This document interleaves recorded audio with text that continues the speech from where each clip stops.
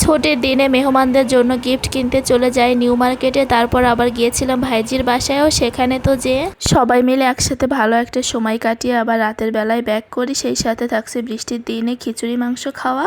Hello everyone, আসসালামু আলাইকুম। কেমন আছেন সবাই? আশা করছি আল্লাহর অশেষ রহমতে সবাই অনেক ভালো আছেন, সুস্থ আছেন। আলহামদুলিল্লাহ আমরাও ভালো আছি। আজকে ছিল শুক্রবার, তো সকাল সকাল নাস্তাটা করে নিয়েছি। তারপরে বাসার কাজগুলো একটু গুছিয়ে চলে আসলাম নিউ মার্কেটে। কিছু ড্রেস কিনতে হবে গিফটের জন্য, কারণ গত সপ্তাহে তো ভাইজিরা আসছিল আমাদের বাসায়, কিন্তু ওই সময় হাজব্যান্ডের ছুটি না থাকার কারণে কোনো কিছু আর কেনা হয়নি।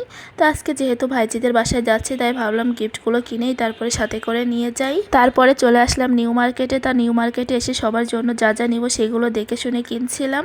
আর হাতেও খুব বেশি একটা সময় ছিল না, আজকে যেহেতু শুক্রবার জুমার নামাজও পড়তে হবে, তাই খুবই তাড়াহুড়োর মধ্যেই ছিলাম। তো 1 থেকে 1.5 ঘন্টার মধ্যে মোটামুটি সব কেনাকাটাগুলো আমরা শেষ করে ছেলেদের পোশাক কিনতে খুব বেশি একটা সময় লাগেনি, শুধু ভাইজি আর ভাবির জন্য যে 3 পিস নিয়েছি ওখানে একটু সময় লেগেছে। তারপরেও খুব বেশি একটা সময় লাগেনি, খুব তাড়াতাড়ি আমাদের কেনাকাটাগুলো হয়ে যায়। কেনাকাটাগুলো শেষ করে শপিং মলে আমরা আর একটুও দাঁড়াইনি, এখান থেকে তাড়াতাড়ি করে বাসায় চলে আসি, কারণ বাসায় এসে সে ফ্রেশ হবে, তারপর আবার নামাজে যাবে।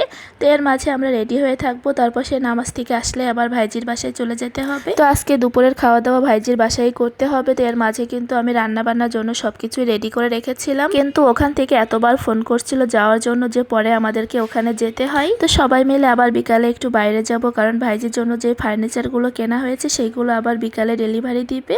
তো 1 সপ্তাহ আগে সব অর্ডার দেওয়া হয়েছিল, তো আজকে ডেলিভারি দিবে, তো সেইগুলোই আমরা নিয়ে আসতে যাব। বলা যায় আজকে দিনটা আমাদের দৌড়ের উপরেই থাকতে হবে। নিউ মার্কেট থেকে বের হয়ে আমরা এখন একটা রিক্সা নিয়ে নিলাম। তো এখন সোজা বাসায় চলে যাব। বাসায় এসে মেয়ের বাবা রেডি হয়ে নামাজে চলে যায়, তো এর মাঝে আমরা রেডি হয়ে থাকবো। তো সে নামাজ থেকে আসলে আমরা চলে যাব, কারণ আমাদের অনেকটাই দেরি হয়ে যাচ্ছে। তারপর সে নামাজ শেষ করে বাসায় আসার পরপরই আমরা বেরিয়ে যাই, আর বাসার নিচ থেকে একটা রিক্সা নিয়ে নিয়েছিলাম। তো ওই রিক্সায় করে আমরা ভাইজির বাসায় চলে যাই। আমাদের বাসা থেকে খুব বেশি একটা দূরেও না, কিন্তু রিক্সায় ডাইরেক্ট যেতে গেলে আবার ইউটার্ন ঘুরে যেতে হয়, এজন্য একটু বেশ সময়ই লাগে। এত বেশি তাড়াহুড়োতে ছিলাম যে কিছু নেওয়ার কথাই মনে ছিল না, আর যেহেতু শুক্রবার বেশিরভাগ দোকানগুলোই সব বন্ধ হয়ে গিয়েছিল, তাই আবার যাওয়ার সময় একটা মিষ্টির দোকান খোলা পায়, ওখান থেকে মিষ্টি নিয়ে তারপর চলে যায় ওদের বাসায়। তো ওদের বাসায় যেহেতু আরও একটা সমস্যায় পড়ে যাই, কারণ বাসার লিফট আবার 1টা থেকে বন্ধ করে রাখে।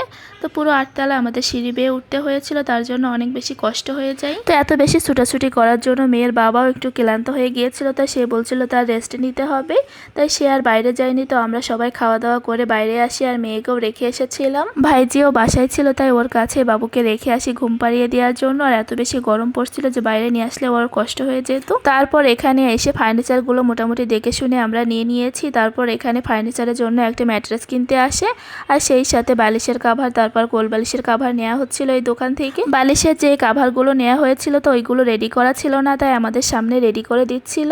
আর এর মাঝে ঝুম বৃষ্টি শুরু হয়, তো মুষলধারে বৃষ্টি হচ্ছিল, তো আমরা এই দোকানেই বসেছিলাম। তো আমাদের সব কাজ শেষ হয়ে গেলেও এত বেশি বৃষ্টির কারণে আমরা বের হতেই পারছিলাম না। তো এই দোকানেই আমরা বসেছিলাম, বৃষ্টি থামার অপেক্ষা করছিলাম। তো এত বেশি বৃষ্টি হচ্ছিল যে কোনো থামাথামির কোনো নামই ছিল না। এইদিকে তো মেয়েটাকেও বাসায় রেখে এসেছি, যদিও বা বাসায় সবাই আছে, তারপরেও একটু চিন্তা হচ্ছিল একটু তাড়াতাড়ি যেতে পারলেই ভালো হতো। তারপরে অনেকটা সময় অপেক্ষা করার পর তারপর বাসায় যাই, আর বাসায় যে সব ফার্নিচার তোলার পর আমরা আবার রাতে ওখান থেকে খাওয়া দাওয়া করে বাসায় চলে আসি। বাসায় আসতে আমাদের মোটামুটি রাত 10:30টার বেশি বেজে গিয়েছিল। তারপর আর কোনোই ভিডিও করা হয়নি। তারপর দিন সকালবেলা, মানে শনিবার সকালবেলা থেকে ভিডিওটা শুরু করলাম।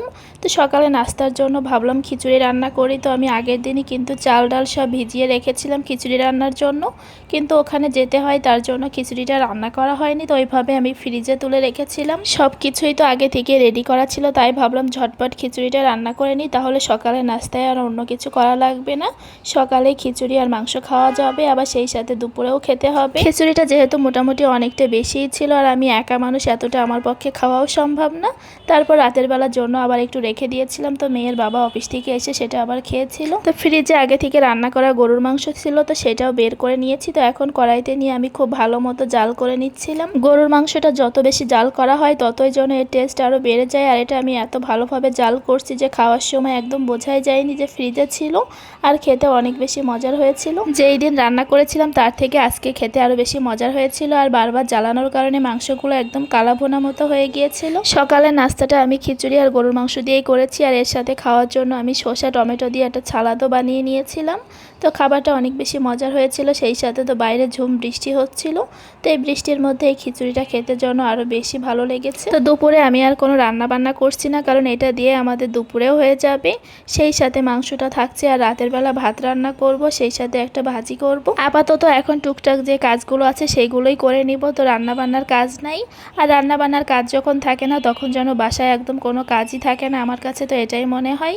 রান্না করতে গেলে কিন্তু সাথে অনেক কাজও বের হয়ে যায়। তো আজকে রান্না করিনি বলে সারাদিনই ফ্রি অনেকটা সময় কাটিয়েছি। তো আজকের ভিডিওটা আর বেশি বড় করছি না, আপনাদের কাছে কেমন লেগেছে অবশ্যই কিন্তু জানাবেন।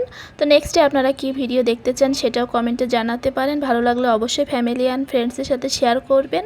আর এইরকম নতুন নতুন ভিডিও পেতে আমার ইউটিউব চ্যানেলটি সাবস্ক্রাইব করবেন। দেখা হবে পরবর্তী কোনো ভিডিওতে, সেই পর্যন্ত সবাই অনেক ভালো থাকেন, সুস্থ থাকেন। আল্লাহ হাফেজ।